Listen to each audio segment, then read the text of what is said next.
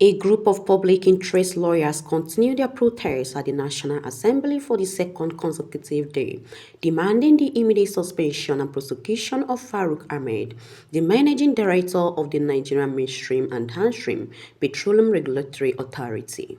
The lawyers, who gathered in large numbers, cited serious allegations against Ahmed, including corruption, abuse of office, conflict of interest, and the alleged diversion of over $5 million in public funds.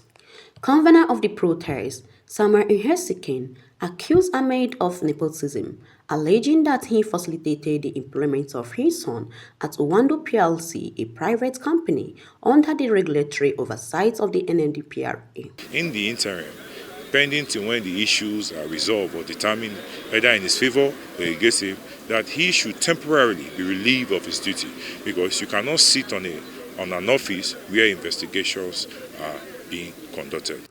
The group called on the National Assembly to launch an immediate investigation into the allegations, insisting that the matter demands urgent legislative attention. Investigations should be carried on regarding the weighty allegations against Engineer Farouk Ahmed, the CEO of NMDPRA. It would be good for us as representative of the people to start running from our constituent. You are our constituent. We are there because of you. Therefore, let us talk. Give me the petition, copy of the petition. I will give you a day. Come, let us discuss, myself and members of my committee. Let us see your own complaint. Let us ask you a question. Defend the allegation. We must do it in accordance with the law.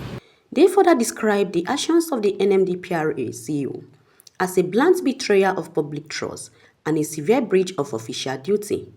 CNN News.